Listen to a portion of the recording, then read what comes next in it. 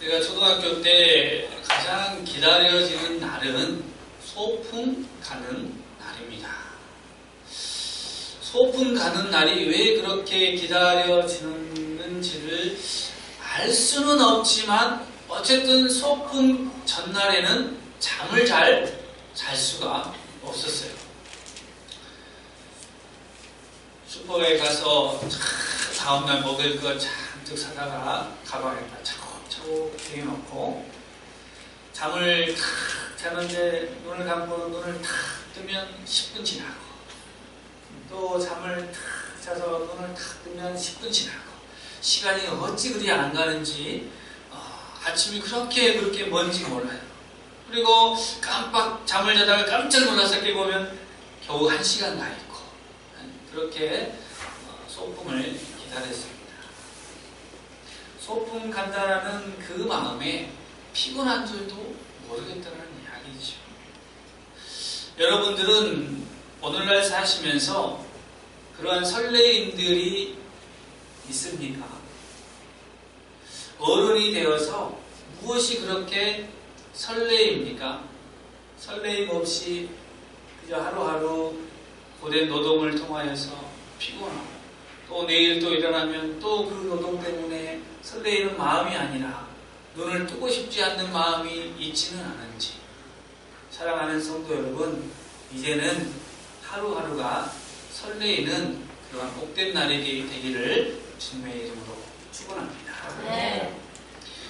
예수님께서 이 땅에서 인간의 몸을 입고 우리와 똑같이 사셨습니다. 그래서 예수님으로 하여금 가장 낮은 것을 택하게 하였다라는 것이죠. 그런데 예수님에게 특별한 것은 인류를 위하여 엄청난 고통을 감내하는 것이었습니다. 바로 우리가 잘 알고 있는 십자가에 달려 죽으셔야 했습니다. 예수님은 왜 십자가를 지셨는가? 라고 물은다면 누구 때문에? 너 때문에가 아니고 나 때문에 라고 해야 하는 것이죠. 그런데 저는 곰곰이 생각을 해보았습니다. 여러분, 이 세상에 살고 있는데 이 세상에 매력이 있습니까? 없습니까? 매력이 없다라고 하는 사람은 순 거짓말쟁이에요. 우리 한유가 말하는 뻥치네. 네. 이 세상에 우리가 느낄 만한 매력들이 있어요. 분명히 있어요. 그렇죠? 그래서 죽는 날까지 죽기 싫어서 아둥아둥 사는 우리들의 모습이 아니겠습니까? 그런데 과연 예수님에게는 이 세상에 그러한 매력이 없었을까? 그 아프고 수치스럽고 부끄러운 십자가를 왜 예수님은 지셔야만 했을까? 사람들이 다 우리의 왕으로 우리를 다스려 주십시오. 당신만이 우리의 유일한 왕이십니다. 라고 사람들이 왕으로 삼으려고 했을 때도 예수님은 그 왕을 마다하시고 숨으셨잖아요. 그 왕이 매력이 없을까?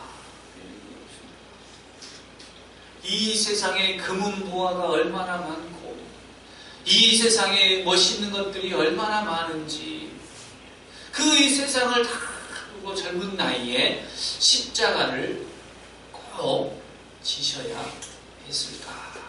진짜 예수님은 이 세상이 그렇게 매력이 없는 것이었을까? 라는 생각을 해보았습니다.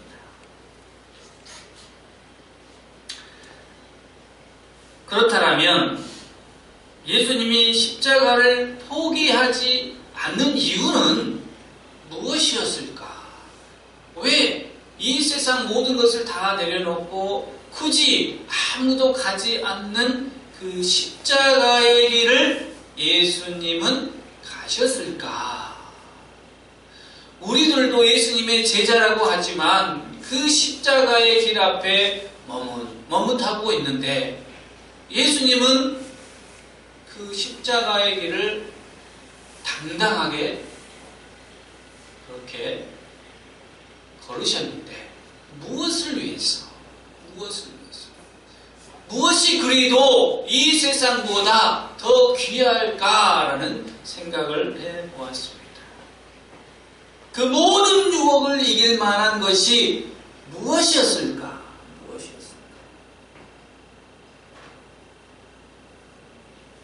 그것이 무엇입니까? 여러분이 잘 알고 있어요. 누구 때문에? 나 때문에. 그러니까 생각을 해보세요. 나라는 존재가 다른 사람들은 몰라요. 그러나 예수님은 이 나라는 존재를 이 세상보다도 더 귀하게 여겨주신다.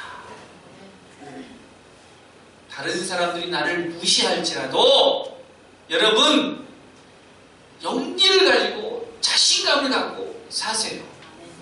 만왕의 왕이시고 천지 만물을 지으시고 온 우주를 다스리시는 왕의 왕 되신 그분이 우리를 그렇게 귀하게 여기시기 때문에 여러분 어디에서 무엇을 하든지 간에 자신감 있게 사시기 바랍니다.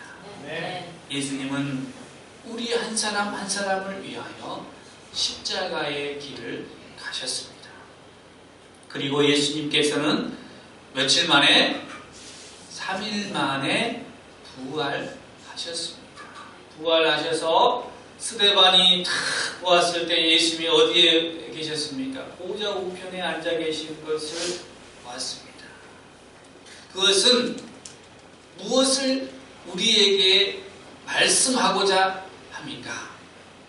너희들도 이 땅에서 나와 같이 십자가의 길을 마다하지 않고 걷는다면 이와 같은 영광이 너희에게도 주어지리라 라는 약속입니다. 약속. 그렇기 때문에 우리도 그 고난의 길에서 우리에게 있을 그 영광을 바라보는 믿음의 눈이 뜨여져야 할 줄로 믿습니다. 고난은 희생으로서 이해해야 합니다. 고난이 무엇이라고요? 희생. 고난은 우리가 예수님을 본받기 때문에 오는 불편함입니다. 뭐라고요? 불편함. 우리들이 세상을 살면서 겪는 것들이 그러한 것들이 희생이 아니라고 성경은 말합니다. 우리가 세상에서 이 육신의 이 정욕을 채우려고 사는 그 불편함들이 고난이 절대로 아닙니다. 착각하지 마십시오. 우리가 알면서도 그 길을 가야 하고요.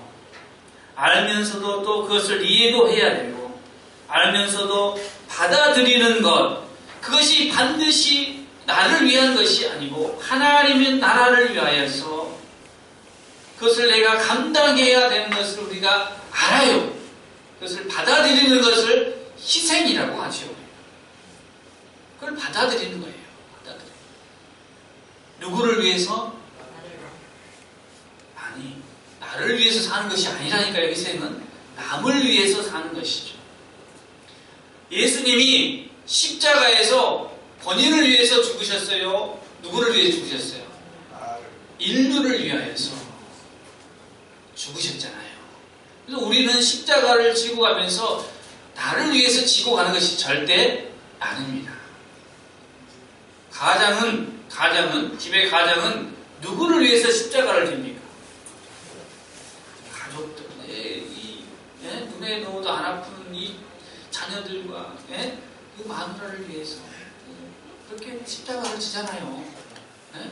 사실상 남편들이 지금은 이제 다 이제 뭐 부부가 다 회사 생활도 하고 하지만 옛날 같은 경우는 어때요? 남편이 벌어서 그렇게 먹고 살았잖아요. 그런데 사실상 이제 사회에서 일을 할 때에 얼마나 무시당하고 사람들의 그 얘기를 들으면서도 내가 내 가족 때문에 참아야 하는 것들이 있어요. 근데 그 참아야 하는 것들이 뭐라고요? 희생이었다. 그런데 이제 조금 더 나아가서 먹고 사는 것 때문에 그렇게 했지만 이제는 정말 좋은 것, 그 좋은 것이 무엇입니까? 영생. 우리 모두는 영생을 위하여서 부름을 받았고 하나님의 자녀가 되었습니다. 구원받은 사람들 아니겠습니까? 그러면 구원받은 사람들이 이 땅에서 살아가면서 어떠한 삶을 살아야 합니까? 십자가의 길을 가야 합니다. 한 영혼을 위하여서 내가 십자가를 지어야 합니다. 그래서 그 길을 갈 때에 우리도 천국에서 해와 같이 빛날 줄로 믿습니다. 희생 중에 가장 큰 희생은 무엇입니까? 어떤 것이 가장 큰 희생이죠? 자신의 목숨을 내어주는 것이 가장 큰 희생입니다. 가끔 이해하지 못하는 그러한 말들을 성도님들 사이에서, 부부관계에서 듣습니다.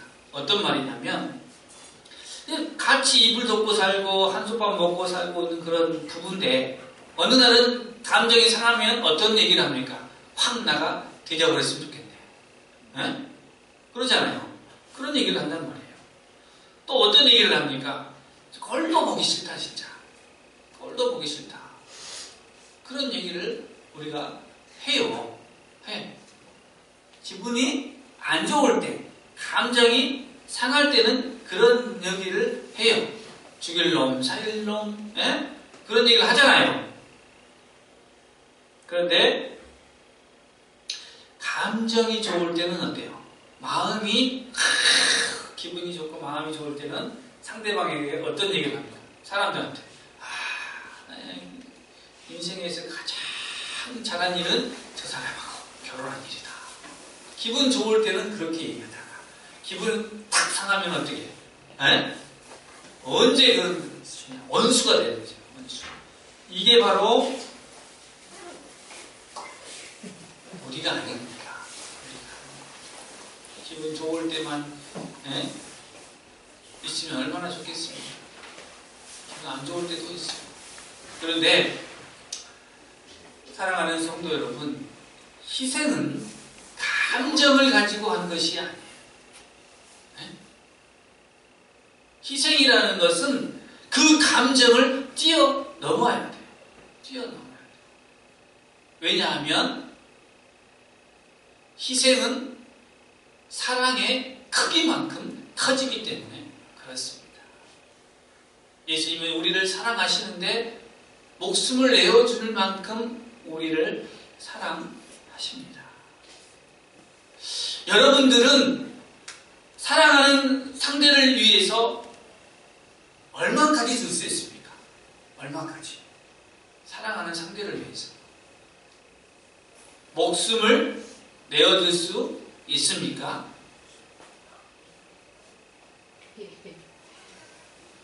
무슨 목숨이야? 무슨 목숨이야? 그냥 그런 사람도 있겠지요. 살다 보니까 이제는 다 똑같아. 이놈이나 저놈이나 다 똑같아 하면 그렇게 사십니까? 여러분, 내가 먼저 사랑하면 나도 사랑을 받습니다. 예수님이 우리를 먼저 사랑하시기에 우리도 예수님을 사랑할 수 있습니다. 누가 먼저 사랑해야 됩니까? 내가 먼저 사랑해야 합니다. 내가 먼저 희생해야 합니다. 그것을 뛰어넘어서 이제 하나님을 위한 희생이 우리의 삶 속에 스며들어야 하는 것입니다. 신앙생활을 한다는 것은요, 고난의 길, 희생의 길을 걷는 것을 의미합니다.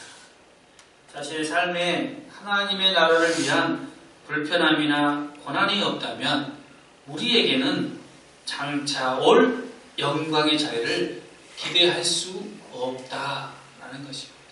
그러니까 하나님의 그 뜻을 이루기 위해 내가 불편을 감수하고 그 고난을 감수하는 사람만이 영광의 자리에 갈 수가 있다. 그래서 우리 찬양도 있잖아요. 시험이 오나 겁없다. 고난이 오지만 두려워하지 않겠다라는 것이죠. 고난을 싫어하고 희생을 피하며 좋은 것만을 찾고 복을 좋아하고 편안함에 익숙하며 화려함을 좋아하고 좋은 자리에 앉기를 바라며 칭찬받는 것을 기대하며 자기 자랑에 도취되어 자신에 관한 이야기는 끝없이 하되 남의 이야기는 들어주지 않으며 하나님에게 받은 복을 받아 누리는 삶을 지향하되 예수님을 자랑하지 않으며 천국은 좋아하지만 지옥 가는 사람들은 그대로 방치하는 그러한 삶을 우리가 살고 있다면 우리는 아직 고난과 희생을 감내하지 않는 그러한 신앙생활을 하고 있다는 것입니다. 그러한 삶을 사는 믿음은 병든 믿음이라고 합니다. 기독교는 고난 가운데에 성장했습니다. 기독교는 번영과 함께 쇠퇴하고 변질되었습니다. 애굽에서 고된 노동을 하던 이스라엘 백성들이 하나님 앞에 부르짖어 기도했을 때에 하나님은 그들에게 기적을 보여주시고 그들을 그 고된 노동에서 건져주셨습니다. 광야에서 40년을 살 때에도 하나님은 그들과 함께 하셨고 기적을 베푸셨고 먹는 거 입는 거 매일 때마다 그들에게 제공해 주셨습니다. 그런데 그때는 그들이 마음이 너무 기뻐 늘 하나님 앞에 제사하고 늘 하나님 앞에 나가기를 기뻐했지만 언제부터요? 요단강을 건너서 가나안 땅에 들어갔을 때에 그곳에서 점점점 풍성해지는 그 삶을 누리기 시작한 때부터 그들은 하나님을 찾지 않고 우상을 찾기 시작했고 그들은 혼합주의에 빠져가기 시작했고 세상과 타협하기 시작했습니다. 그래서 그들은 하나님의 벌을 받아서 그 화려했던 솔로몬의 성전이 하루아침에 다 무너져 내려버리고 그 모든 화려했던 날이 지나가고 포로 생활이 시작되었습니다. 그것이 바로 이스라엘의 역사고 또 2000년의 기독교 역사를 쫙 보십시오. 핍박이 있었을 때에 이스라엘에서 많은 사람들이 나와서 유럽 그 큰 대륙을 복음으로 가득 채웠을 때에 영국은 해가 지지 않는 나라라는 영광을 얻게 되었습니다.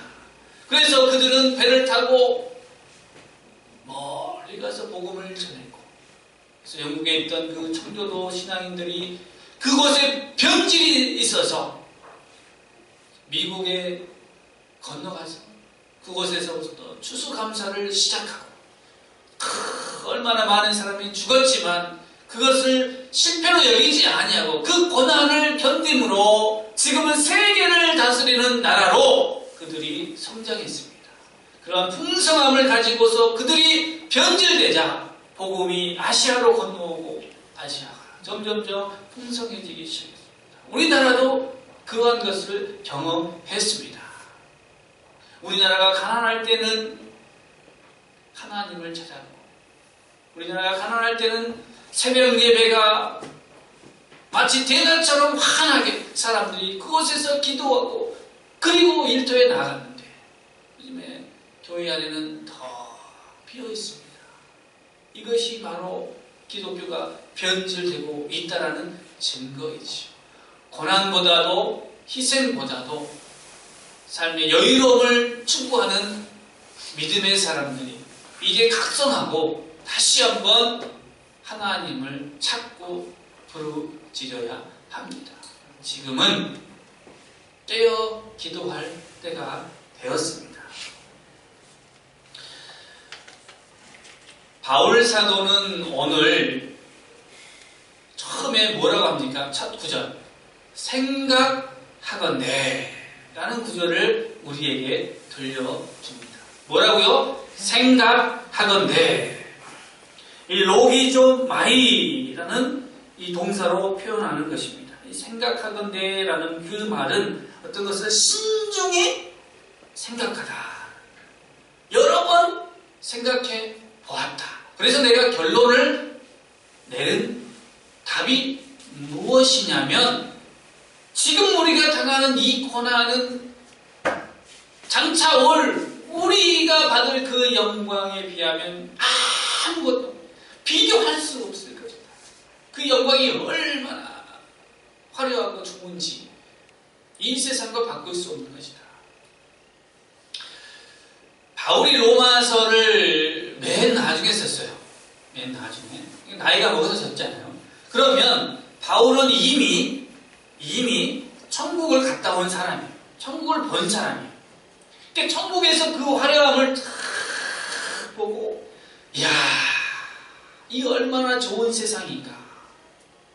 이 세상에서의 누리는 이 모든 것들은 자신이 보았던 그 천국에 비하면 너무 초라한 것이다.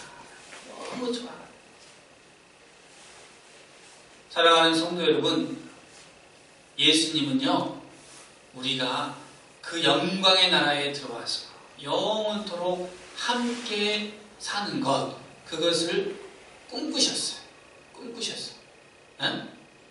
그러니 우리 모두는 그 영광의 나라를 사모하고 오늘도 내일도 우리에게 주어진 의무와 고난을 감수하며 희생 가운데에 견디며 참음으로 구원을 이루어야 하는 것입니다.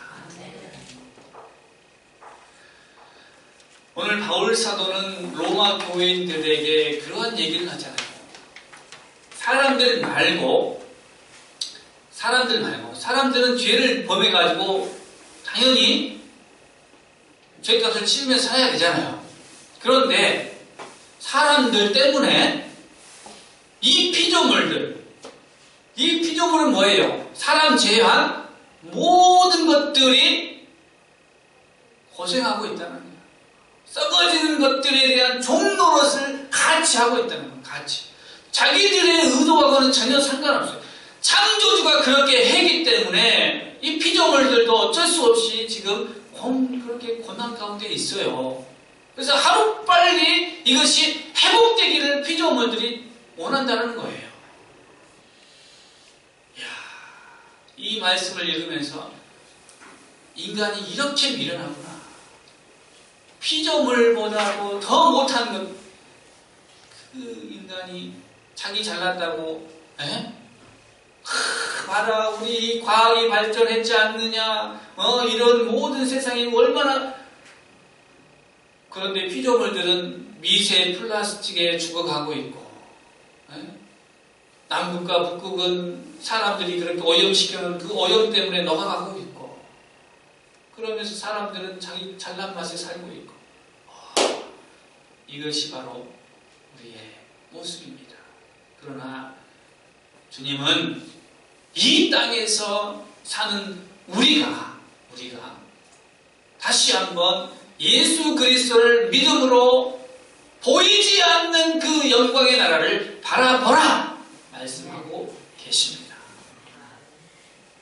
오늘 하루 또 내일 한 주간 2019년도 살면서 오직 그 영광의 나라를 사모하고 바라보시면서 여러분 힘있게 사시기를 주님의 이름으로 축원합니다. 아멘.